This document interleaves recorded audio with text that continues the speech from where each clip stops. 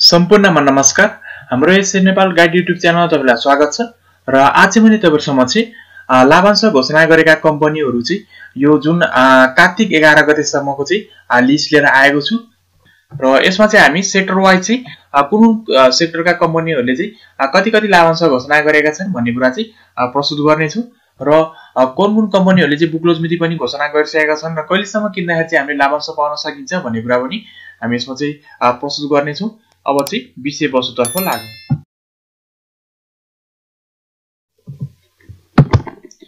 र यो लिस्ट चाहिँ छ कमर्सियल बैंक सेक्टर अन्तर्गत चाहिँ कुन कमर्सियल बैंकहरुले चाहिँ लाभांश घोषणा गरेका छन् र कुनको चाहिँ बुक क्लोज मिति चाहिँ कहिले रहेको छ भन्ने चाहिँ यसमा रहेको छ र मैले चाहिँ यसको चाहिँ सबै लाभांश घोषणा गरेका कम्पनीको लिस्ट चाहिँ डिस्क्रिप्सनमा पनि राख्दिने छु। तपाईले त्यहाँबाट पनि चेक गर्न सक्नुहुनेछ र मैले लास्ट भिडियोको लास्टमा चाहिँ तपाईहरुलाई यसको लिस्ट चाहिँ कहाँबाट हेर्न सकिन्छ भन्ने कुरा पनि सिकाउने छु र यसको चाहिँ तपाईहरुले ईपीएस, पी रेशियो र बुक भ्यालुहरु हेर्न मन लाग्यो, डिभिडेन्ड हिस्ट्रीहरु हेरेर लगानी गर्न मन लाग्यो भने चाहिँ मैले त्यो पनि तपाईहरुलाई चाहिँ लास्टमा सिकाउने छु कसरी हेर्ने भनेर एक दुईटा कम्पनीको चाहिँ सिकाउने छु र तपाईले त्यसै गर्ने अरु कम्पनीहरुको त्यसरी चेक गरेर चाहिँ कम्प्यारेटिभली चाहिँ आफूले पनि शोधन गरेर चाहिँ लगानी गर्न सक्नुहुनेछ र अब चाहिँ हामी विषयवस्तुतर्फ लागौं र सिद्धार्थ बैंक लिमिटेडले चाहिँ लाभांश घोषणा गरेको छ। यसले चाहिँ 14.25% बोनस शेयर र 0.75% क्याश डिभिडेन्ड गरेर चाहिँ टोटल 15% चाहिँ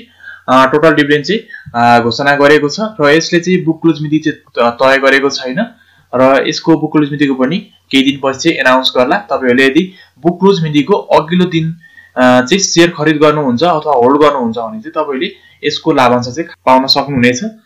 र अर्को रहेको छ नेपाल बंगलादेश बैंक लिमिटेड। यसले चाहिँ 12% बोनस शेयर र 3.5% चाहिँ क्याश डिभिडेन्ड गरेर टोटल चाहिँ 15.5% चाहिँ लाभांश घोषणा गरेको छ र यसले चाहिँ बुक क्लोज मिति चाहिँ 2021 11 का महिना 1 गते चाहिँ तोकेको छ। यो भनेको चाहिँ 15 गते चाहिँ यसको बुक क्लोज मिति रहेको छ भने तपाईहरुले यदि यसको शेयर चाहिँ 14 गते अर्थात आइतबारसम्म चाहिँ यसको शेयर खरिद गर्नुहुन्छ अथवा होल्ड गर्नुहुन्छ भने चाहिँ तपाईहरुले यसको चाहिँ लाभांश पाउन सक्नुहुनेछ। र अर्को रहेको छ हिमालयन बैंक लिमिटेड। यसले चाहिँ 21.38% चाहिँ बोनस शेयर र 4.62% चाहिँ क्याश डिभिडेन्ड गरेर टोटल चाहिँ 26% चाहिँ लाभांश घोषणा गरेको छ र यसले बुक क्लोज मिति तोकेको छैन र यसको शेयर चाहिँ अहिले रोका रहेको छ। र अर्को रहेको छ standard charter bank Nepal limited. यसले चाहिँ 10% बोनस शेयर र 3.6% चाहिँ क्याश डिभिडेन्ड गरेर टोटल चाहिँ 13.6% चाहिँ टोटल डिभिडेन्ड चाहिँ एनाउन्स गरेको छ र यसले पनि बुक क्लोज मिति चाहिँ तय गरेको छैन। र अर्को रहेको छ नेपाल इन्भेस्टमेन्ट बैंक लिमिटेड। यसले चाहिँ 12.611% चाहिँ बोनस शेयर र 3.389% चाहिँ क्याश डिभिडेन्ड गरेर टोटल चाहिँ 16% चाहिँ टोटल डिभिडेन्ड एनाउन्स गरेको छ र यसले पनि बुक क्लोज मिति तय गरेको छैन र यसको पनि शेयर चाहिँ मर्जर हुने भएको कारणले गर्दाखेरि यसको र हिमालयन बैंकको शेयर चाहिँ रोका रहेको छ। र अर्को रहेको छ नेपाल बैंक लिमिटेड। यसले चाहिँ 14% बोनस शेयर र 3% क्याश डिभिडेन्ड गरेर टोटल चाहिँ 17% चाहिँ टोटल डिभिडेन्ड चाहिँ एनाउन्स गरेको छ र यसले बुक क्लोज मिति तय गरेको छैन। र अर्को रहेको छ ग्लोबल आइएमई बैंक लिमिटेड।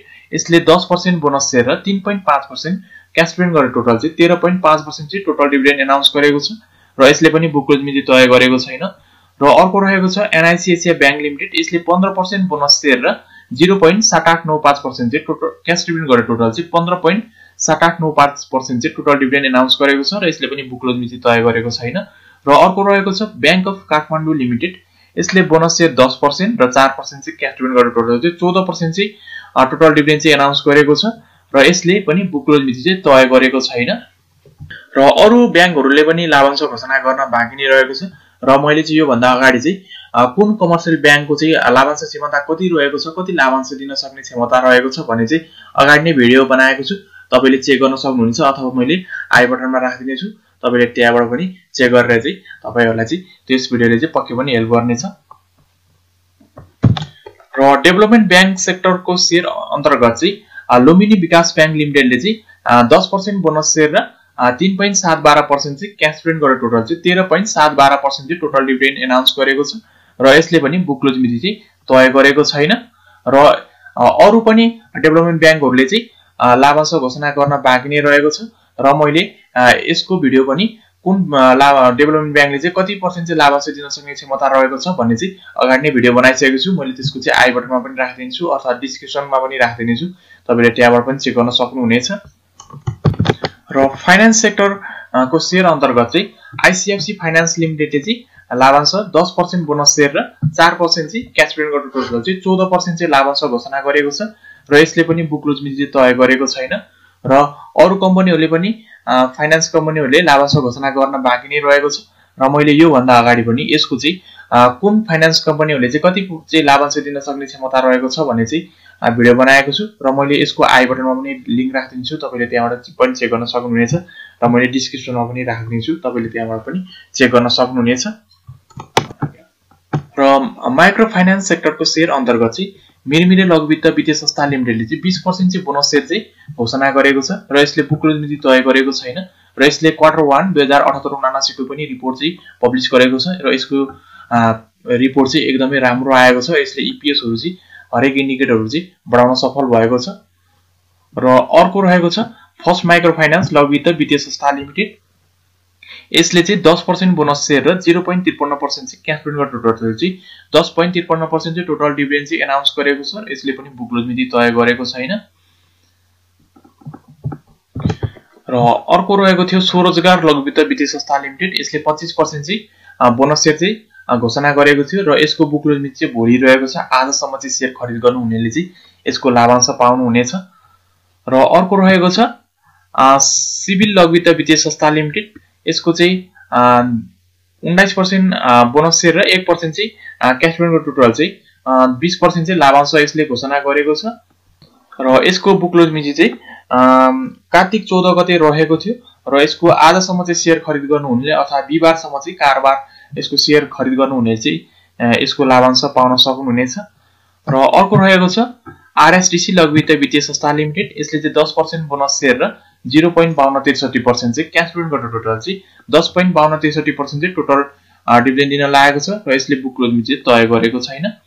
र अर्को रहेको छ लक्ष्मी लघुवित्त वित्तीय संस्था लिमिटेड, यसले 20% बोनस शेयर र 7.3684% चाहिँ क्याश डिभिडेन्ड गरेर टोटल चाहिँ 27.3684% चाहिँ टोटल डिभिडेन्ड चाहिँ अनाउन्स गरेको छ र यसले पनि बुक क्लोज मिति तय गरेको छैन।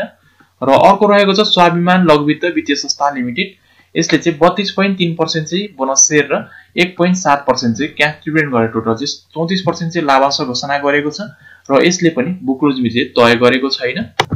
र अर्को रहेको छ आशा लघुवित्त वित्तीय संस्था लिमिटेड, यसले चाहिँ 25% बोनस शेयर र 1.51% चाहिँ क्याश डिभिडेन्ड गरेर टोटल चाहिँ 26.3158% चाहिँ टोटल डिभिडेन्ड अनाउन्स गरेको छ र यसको बुक क्लोज मिति चाहिँ भोलि रहेको थियो र यसले आजसम्म चाहिँ शेयर खरिद गर्नुहुने चाहिँ यसको लाभांश पाउन सक्नुहुनेछ। र अर्को रहेको छ एनआईसीएससी लघुवित्त वित्तीय संस्था लिमिटेड, यसको चाहिँ 5.41% चाहिँ क्याश डिभिडेन्ड रहेको छ र यसले बुक क्लोज मिति तय गरेको छैन।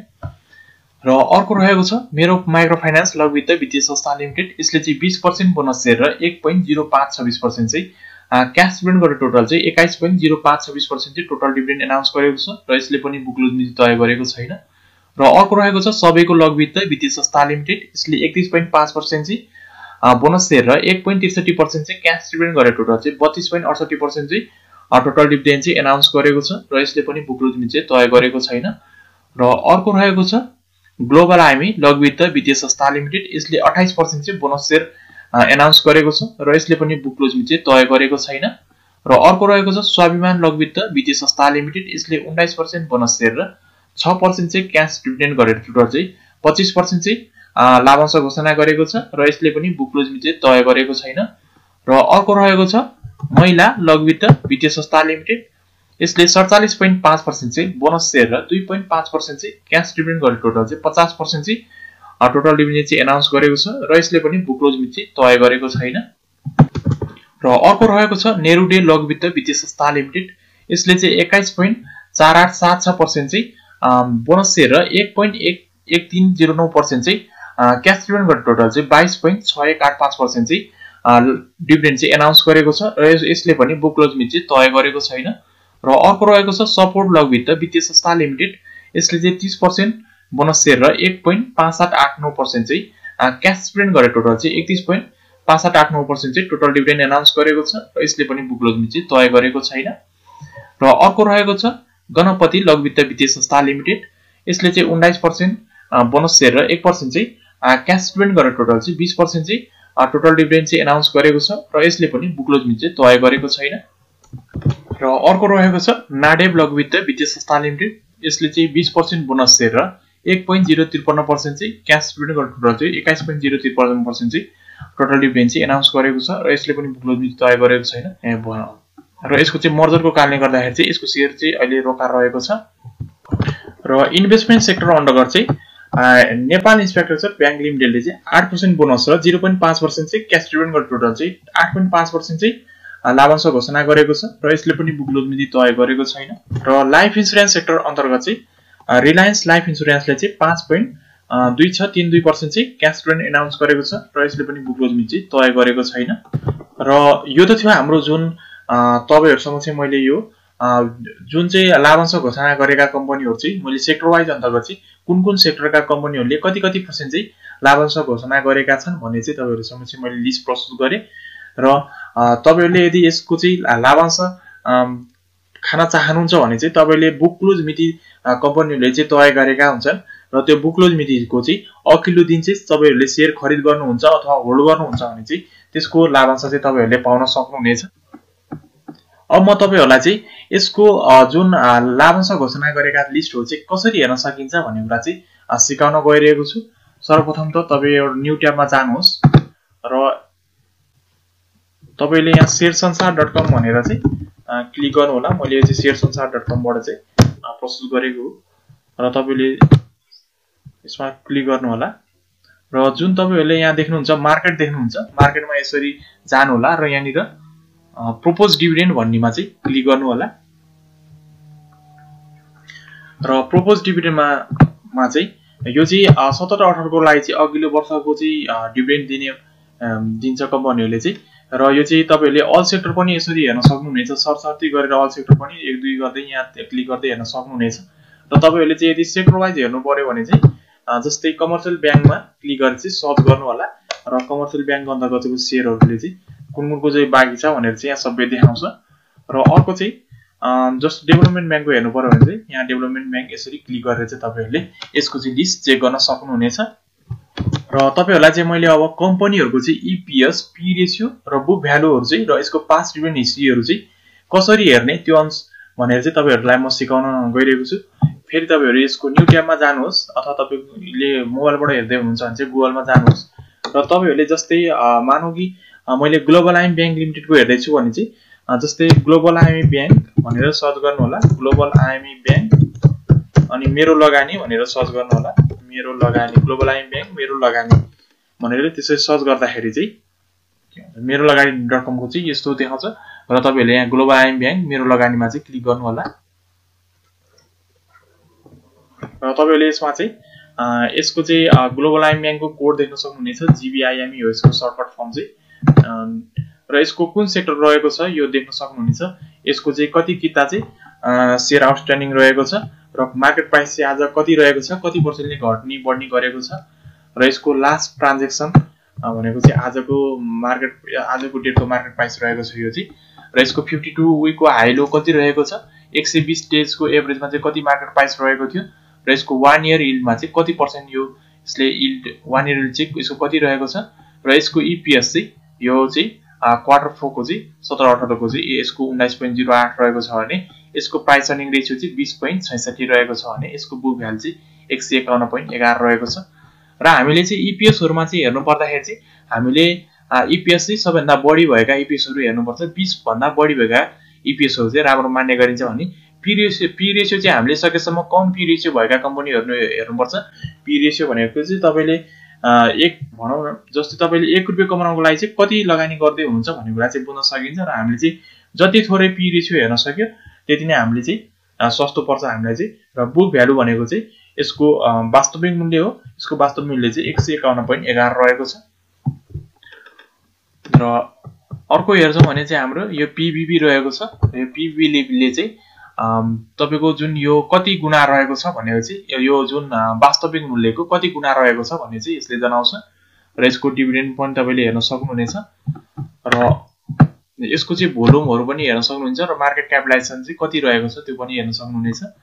र तपाईले यदि यसको चाहिँ डिभिडेन्ड हिस्ट्री हेर्नु हुन्छ भने चाहिँ तपाईहरुले यसको चाहिँ यहाँ डिभिडेन्डमा क्लिक गर्नु होला र डिभिडेन्डमा चाहिँ तपाईले सरसर्ती यहाँ कुन फिस्कल इयरमा चाहिँ कति कति डिभिडेन्ड चाहिँ यसले एनाउन्स गरेको थियो भन्ने कुरा चाहिँ कति कति दिएको थियो भन्ने कुरा चाहिँ तपाईले यहाँबाट यसरी चाहिँ चेक गर्न सक्नुहुनेछ र तपाईले यहाँबाट चाहिँ टेक्निकली चाहिँ ग्राफ पनि देख्न सक्नुहुनेछ र कम्प्यारेटिभली रूपमा चाहिँ तपाईहरुले चाहिँ यसरी नै कुनको चाहिँ ईपीएस हरु राम्रो रहेको छ, पी रेशियोहरु सस्तो रहेको छ र बुक भ्यालु कुनको राम्रो छ, कुनले चाहिँ राम्रो डिभिडेन्ड दिएको छ र त्यही अनुसारले चाहिँ कम्प्यारेटिभली चाहिँ आफूले पनि सो अध्ययन गरेर चाहिँ लगानी गर्नु होला। र यो त थियो जुन हाम्रो लाभांश घोषणा गरेका कम्पनीहरु चाहिँ कुन कुनले लाभांश घोषणा गरेका थिए भनेर चाहिँ तपाईहरुलाई चाहिँ मैले प्रस्तुत गरे र यस्तै शेयर सम्बन्धी जानकारीमूलक भिडियोको लागि चाहिँ हाम्रो एससी नेपाल गाइड युट्युब च्यानललाई चाहिँ सब्स्क्राइब गरी सँगै रहेको बेल आइकनलाई पनि क्लिक गर्न नभुल्नु होला। म फेरि पनि यस्तै अपडेटहरु लिएर आउने नै छु। हस्त नमस्ते।